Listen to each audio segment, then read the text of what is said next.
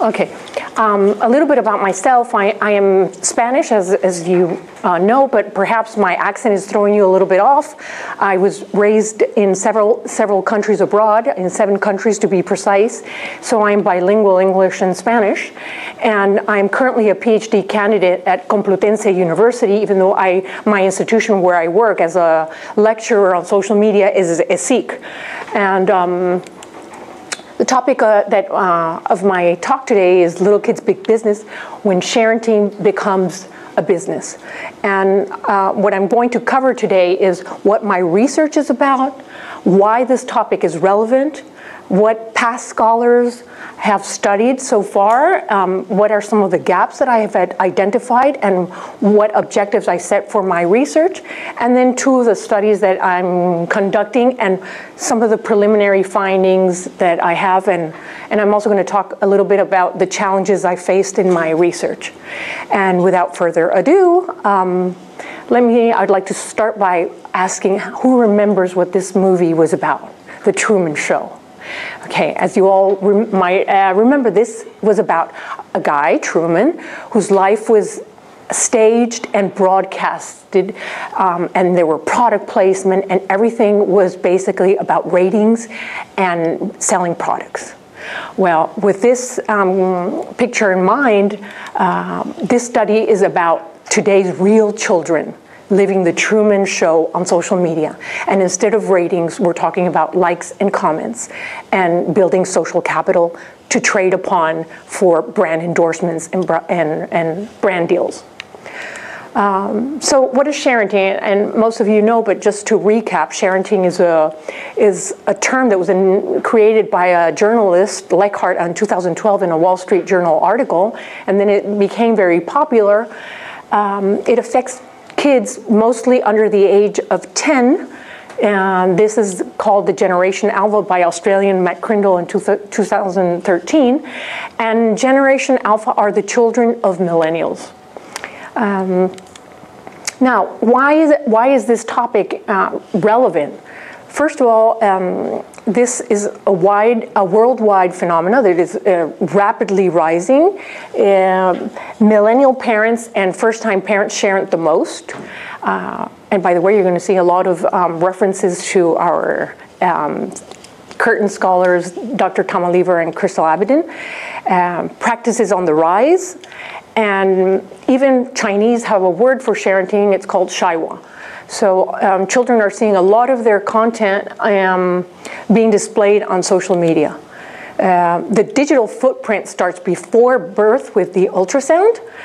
This is from Lever's study in 2015 when he used ultrasound and birth as 2 hashtags to show how parents were actually posting pictures of these moments.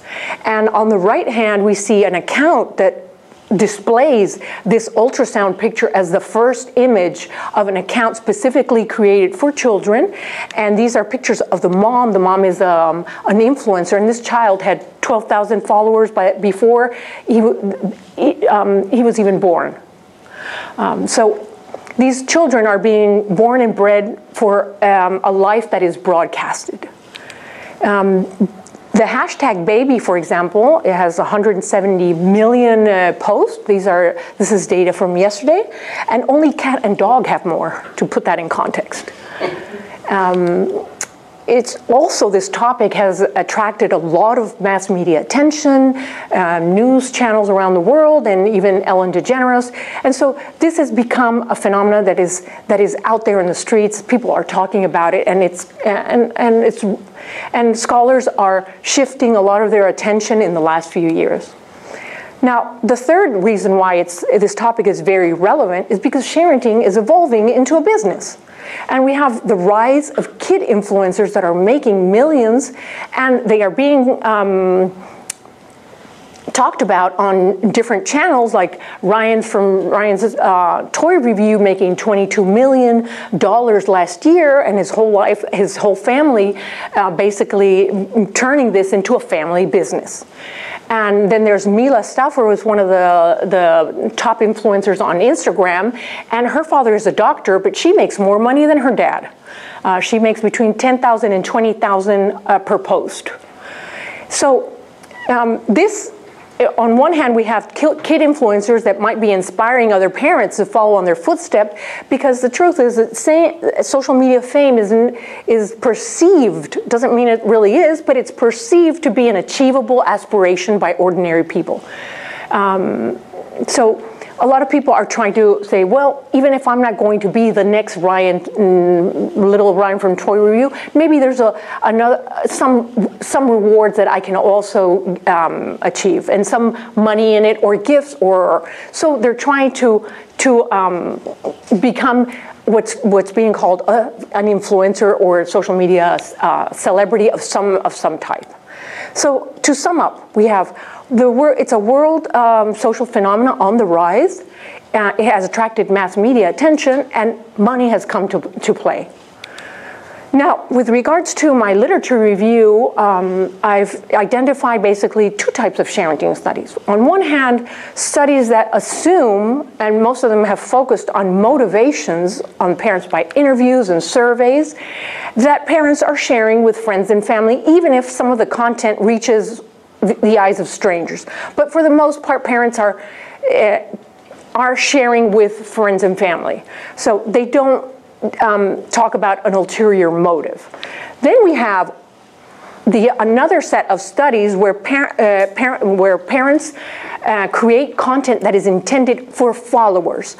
So this is an audience of either thousands and maybe even millions of strangers. And here, in this context, we have papers that talk about what are the practices behind these accounts. Okay, so what I classified the literature, and they were classified by focus of study and by platforms. And what you can see here with the yellow papers are the ones that address when their money comes to play. The other ones before that are the ones that just assume that parents are sharing with friends and family. So as you can see, most of them have taken place on YouTube in the context of toy unboxing or family vloggers. But then here on Instagram, we have two studies, and there's a third. There's actually 3 studies that I've identified that are really related to my research. Most of the papers that appear after 2017, the pioneer study is Crystal Abedin's paper of 2015, the micro celebrities. And so Instagram, as you can see, is an area that doesn't have that, is more underexplored than YouTube in the context of children influencers.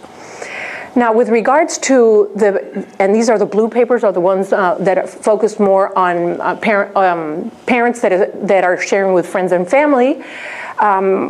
And they mostly focus on motivations, as I said before, and these are some of the motivations: parenting support, seeking validation of peers, staying in touch with friends and family, display good parenting, show domestic bliss, and creating albums for posterity. These have been the motivations that have been identified in previous studies. Then, to sum up some of the concerns, we have the creation of digital identity, digital footprint from a study from Lever in 2015, and Bloom, Ross, and Livingston call it a digital tattoo because it's so persistent.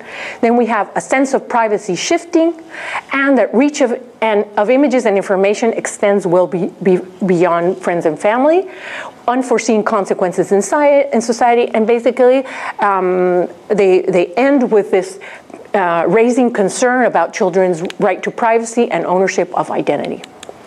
So, as I said, I classified them in 2 groups.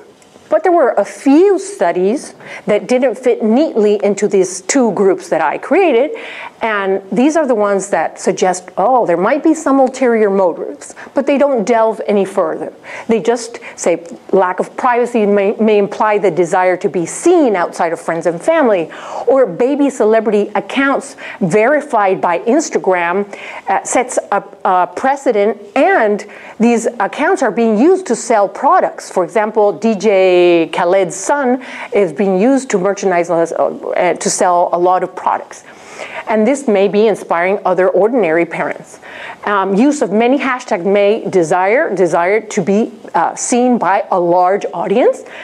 Photos of ordinary kids are two-stage, and brand mentions suggest parents must have an agenda. But that's where it ends. It suggests. So, with regards to the papers on parenting for profit, 3 types of scenarios have been identified so far, and as I said, mostly on YouTube. The first 2 are the toy unboxing and family vlog, and these 2 have the most papers. And then there's the influencer mom. There's papers by Crystal Abadan on the micro celebs, and then by Catherine Archer, also from Perth, Australia. And but in these 3 cases, in the family vlogger and the influencer mom, children basically inherit the fame, but they are not famous in their own right. They don't become famous first by themselves, except for the YouTube for the toy unboxing. So. In all 3, we do have that the lives and images are used to gain attention and likes via an emotional response and promote products. Now, with regards to the specific studies, Green for Money, that have profit as a driver, the main findings, the highlights, is that these accounts follow the same practices as other adult influencers. They have self-branding, portrayal of authenticity, intimacy, commoditization of self, calibrated amateurism, and they also talk about the rights of children and concern for children becoming digital labor. So the highlights, yes, they're being used as attention device. In many cases, they help to strengthen the mommy brand or serve as a brand extension. And there's a need for digital labor legislation to protect their rights. And these are some of the papers that cover this. Now, the highlights. Well, this commercialized presence of children has turned them into paid producers of content, and kids are being used as part of the YouTube business model to build audience of peers, and they're active prescriptors of products. Now, some key concepts of fame. The desire for fame has always been driven by money. Even though fame may seem attainable, the reality is only a few will reach recognition, and there are many forms of fame. There's the ascribed, this is from Rajek, there's ascribed, inherited from famous parents, and achieved, fame due to achievement or attributed. We're seeing in the family vloggers and the influencer mom, it's ascribed. Unboxing kids is achieved, but we haven't seen any studies so far of children on Instagram that have achieved their own fame without prior fame of any kind from their parents. So type of content produced by accounts, and this is based on Abadan's family goals of 2017. She talks about anchor content, which is the star content that attracts the views in the first place. That's a front stage content. Then we have the backstage content, which he calls the filler. It's the emotional that makes the emotional connection, and it's actually what connects with the audience and gains their loyalty.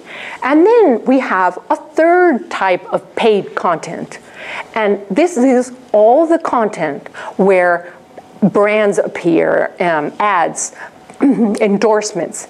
Now, Abadan's study focuses on 1 and 2, but we are not seeing studies on 3. What engagement are these posts getting? How does it affect the balance of these 2 other forms of content? What sort of results are they getting, and how do they keep their audience engaged, even though they're incorporating this paid content, which is actually what the content creators are after. They want the paid content because that's what's going to give them the money. And of course, that's what brands are interested. What results do you have when you talk about brands? How does that help my brand? If you get 50,000 likes with a fun video, but you get 500 when you talk about a brand, maybe that influencer is not very interested for brands. So, in sum, we have studies that say social media accounts, family vlogging, are driven by profit. Family vlogging is a form of sharing that is financially driven. Influencer moms are more deliberate, prolific, and commercial. And the activity, because it's a business endeavor. So basically we have that when sharing is driven by profit, the parents package the lives and images of their children to build social capital to trade upon. With this, I propose the term commercial sharing to differentiate this other form of sharing that is not intended for friends and family. So where are the gaps? To studies of kid influencers on Instagram on their own right. As I mentioned before, existing studies, and very few, mostly focus on inherited fame from influencer mom or family. Practices of ordinary, completely unknown parents who are in the very initial phase and trying to gain visibility and attention using their kids. And the role of kid in paid forms of content. It's far more extended than what has been identified so far. So with these gaps in mind, I set the following objectives. 1, study the practices of unknown, ordinary parents trying to launch their children to fame. They are completely at the starting line. 2, study the practices behind high-profile accounts of children on their own right on Instagram, obviously. And how do parents build their kids' brand and sustain fame? What are the differences in audience response to the different forms of content, the organic versus the paid when children appear? And how is the balance of anchor, filler, and paid content kept? So obviously where? On Instagram, because it's the most understudied platform, the platform most used by millennial parents for sharing, and it is the leading platform for influencer marketing. This is basically how I started classifying papers, and these are the sharing without the agenda for friends and family, and these are the ones with money in mind. And here's evidence paper, and my work would humbly try to find some room right here. So where am I right now? And we're going to see this very briefly, but basically after my literature review, I moved on to methods and data collection, and I am right about there. And I hopefully, to finish my thesis fast. So with regards to the first study, which I called Chasing Digital Fame, I'm using hashtags on Instagram because hashtags implies a deliberate choice to reach a larger audience. And the steps I followed was first determine criteria and selection of the hashtags. I've used external tools and snowballing sample to create a short list of hashtags that were being observed during a period. Then a final selection of a short list of hashtags. 2 hashtags were selected, and I launched queries using these hashtags during a 3-day period, a weekend coinciding with the beginning of holidays in the US. I obtained a CSV file with over 20,000 posts using metrical software. And from these large data sets, I created a smaller sample of 424 posts for further annotations and analysis. So about this study, this is about the wannabe famous, the ones that are at the very starting line. And one of the concepts that is important is that with regards to these definitions of different celebrities on internet, we have the micro-celebrity, the accidental internet celebrity. This is what I've called the satellite or parasite, the wannabe influencers. We're talking about the amateurs who copy the practices of successful influencers in their quest for attention. this is adapted from Senth, Turner, and Rojek. So methodology, as I explained, this is a summary of my methodology that I just mentioned. I used, as I mentioned, the large data set to create a smaller, and the way I did it was first we classified that big data set into different groups based on their engagement rate, how many interactions these posts were receiving. Interesting, of these 20,000, of these 2 large posts, 1% of the posts received 90% of the likes and of the interactions, of the likes and comments. And most of the content receives less than 100, in fact, less than 20 likes. So we have the key influencers attracting all the attention right over here. Parents are here in the 4th group. So with this, we created the smaller and making sure that we had posts from all 4 different levels. Of this smaller data set of 424, we extracted all the hashtags that were included in those 424 posts, and we're talking about 10,690 hashtags. They were deduplicated, and we obtained 2,849 unique hashtags, and they were manually categorized by 2 independent coders using a codebook that had been established prior. And we did a thorough content analysis to classify 89% of the hashtags into 8 broad categories. So these are the hashtags that parents are attaching to their content for sharing purposes, trying to get this visibility. And this is how, well, some of the hashtags that we lost in the process or that didn't match any of the hashtags. So what are the categories? These are the 8. 1, childhood storytelling, children milestones. Some are emotional. They describe children with endearing adjectives like cute, baby, adorable, darling baby. Embracing motherhood. This is seeking mom support.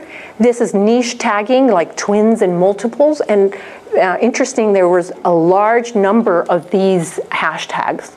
Then popular hashtags, and these range in popularity.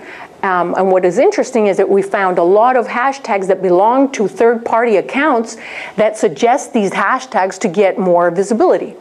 And then we have fashion for babies. These are hashtags that include fashion-related terms. They suggest children might be posing with high fashion items, or like fashion diva, little diva, baby model. Then business tagging, mentioning brands or indicating that the account is open for brand collaborations or seeking brand representation. And then these are other interests. For example, presence of cats and dogs. A lot of children are in pictures with cats and dogs to maybe add more possibilities of attention.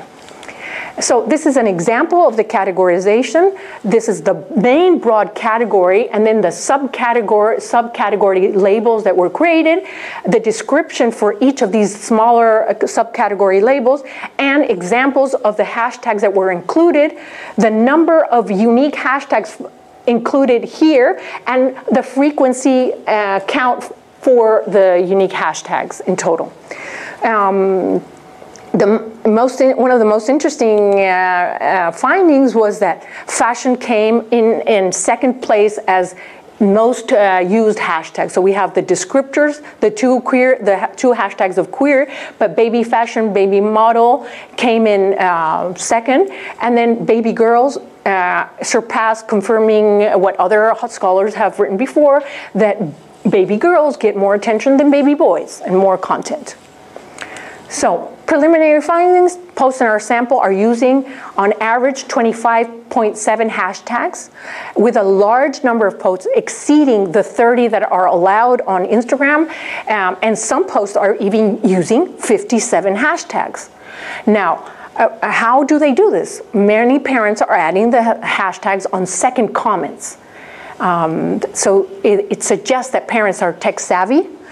They know what they're doing, and they're finding ways to provide a cleaner look, but still benefiting from appearing under those hashtags. So In addition to labeling and communicating functions, hashtags are being used for attention in many ways: to portray children as potential fashion models, to actively participate in baby model contests, to seek brand collaborations, specifically brand rep, as well to request followers actively, like follow for follow, like for like, and reposting from third-party accounts.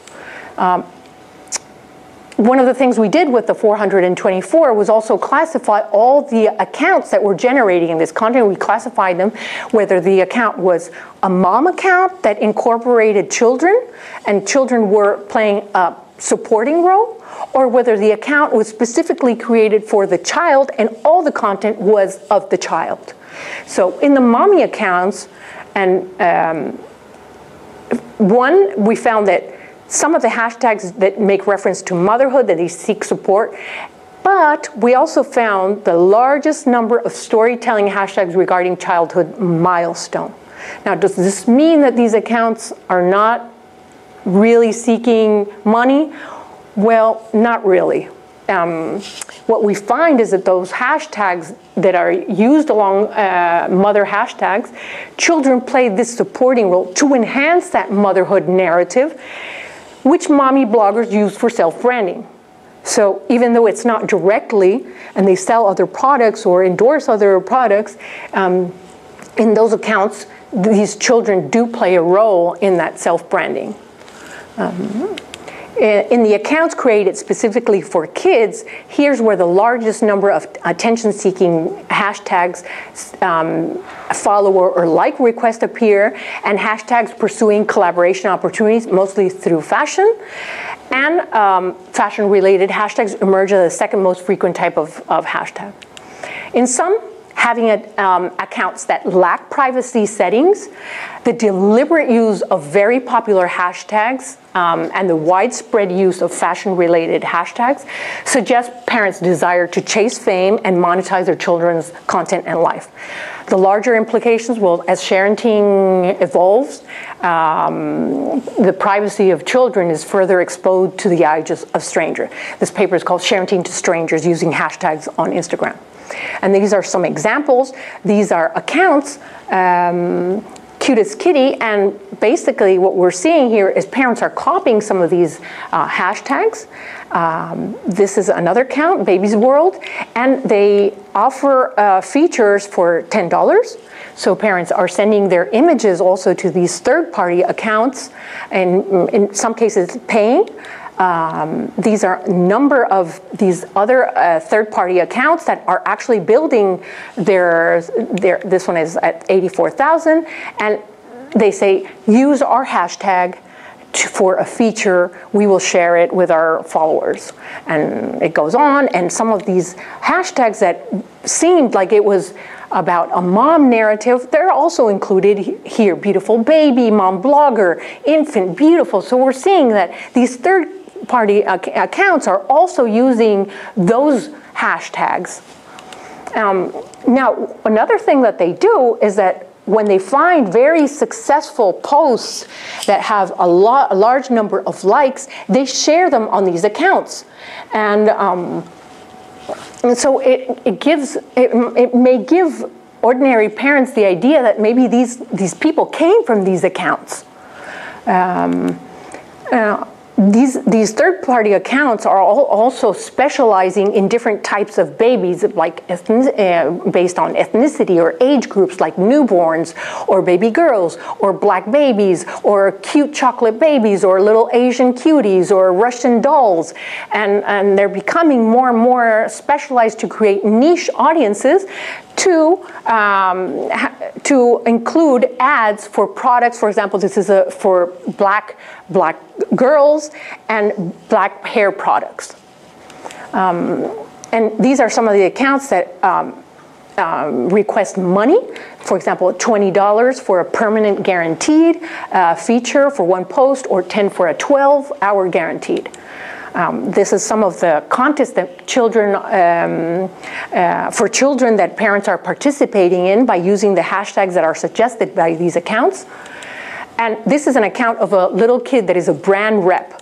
And basically what we're seeing is he's using not only one hashtag for attention of these third-party accounts, but they're trying to reach a number of different third-party accounts. And this is an account that tells parents exactly how they have to enter and participate for features and the steps, and he's like, use this hashtag, mention this, do this, and this is exactly what we're seeing in the content of these parents. And this is another example of a brand rep, and there is no story of the child's life or milestone. The caption under these pictures is exactly, check out outfit and shoes by Little Boutique, code ASREA15, get your discount, buy now. How cute is Ruby with her cotton candy romper, buy here. Now, this is from one of the posts that we observed, Confessions of a Baby Brand Rep Mom. I was sharing content just for likes, doing everything to up engagement. I would only share pictures of Augie in his rep clothes, spend countless of nap times organizing flat lays, and it became more like a job. It's time to get back to the joy of sharing pictures that make me happy. But by the way, the shirt is from Dottie Kids, and you can use our 10% discount. So challenges of this study. We were trying to find correlations between the hashtags that were being used. We spent numerous weeks trying to conduct a exploratory factor analysis on how the hashtags, how the hashtags were being used, if they fell neatly into different into a factor analysis, but that did not happen, and it was very obvious that we could not go in that path, and it was very challenging to get a smaller data set that we could really use for academic research or even extracting content from Instagram, and This study is part of a larger research that is still in process, and part of it will be, the results will be presented next month at the FPRC conference here in Perth. If you haven't signed up, you're still on time. Tom is going to be a keynote speaker, by the way.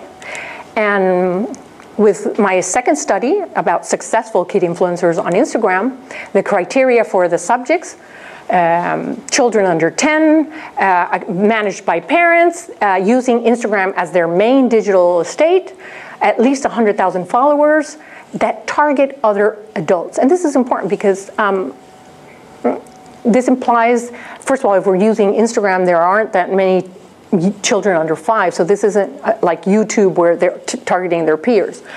And this implies these accounts, we're seeing a different set of brand endorsement targeting family interests, and they have to have some form of monetization where children are featured in the paid content. So this was after studying at least 25 different kid influencers, these were selected for the case study.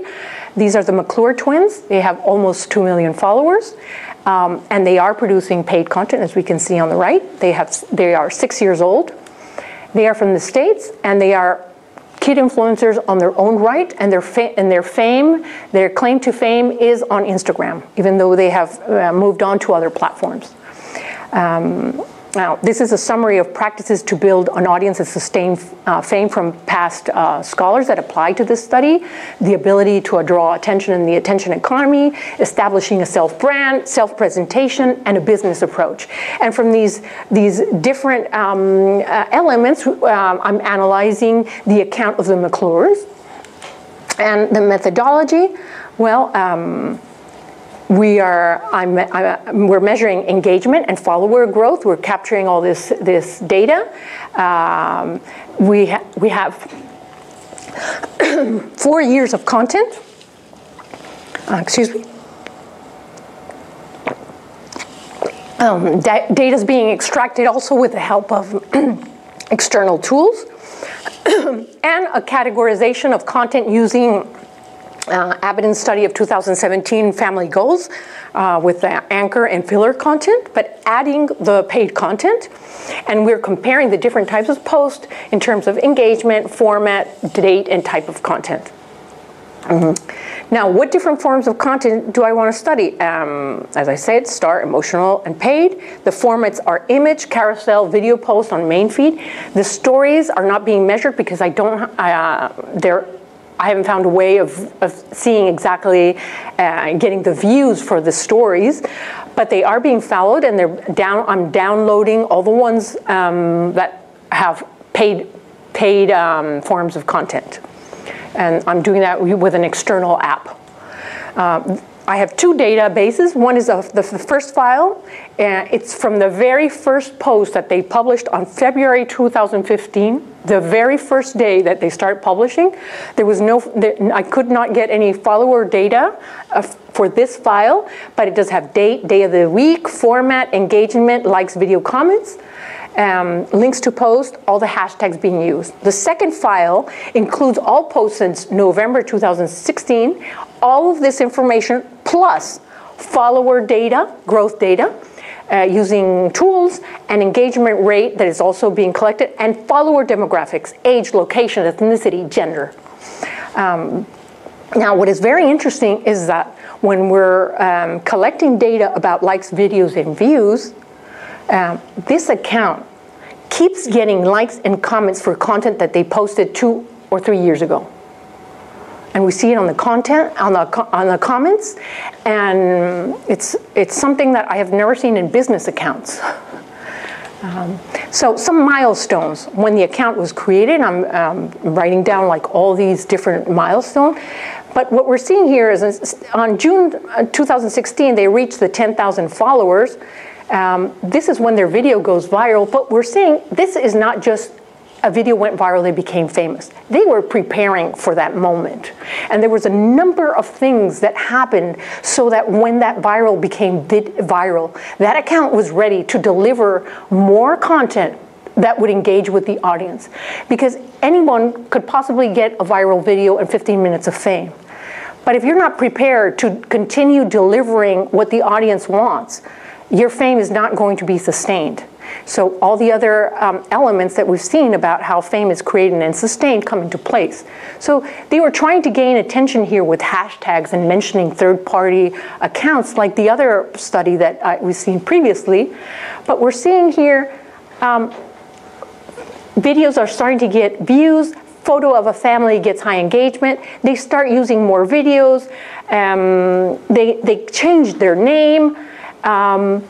First time that they use the hashtag YouTuber, then they also start using their own brand, McClure. They also say, we endorse. First professional studio photos, first time they use, no, McClure twins.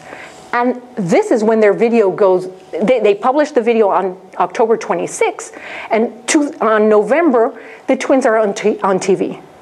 And that really, obviously, launches their fame. 14 days later, they become brand ambassadors for Oshkosh. And starting 26th of November, I start being able to collect all the data on their followers, all the tracking. On June, they reach 1 million followers, and they're expected to reach 2 million within the next month and a half, approximately. This is a screenshot of how their fame was created the exact moment when their video went viral. And as you can see before here, they had less than 50 views per any of the videos that they were publishing that on YouTube and reusing on Instagram. And this is when it just jumps and starts, and now this video has 5.7 million views, and it's still getting views because every time I look at it, the number has gone up. So 3 years ago, and it's still getting views and likes.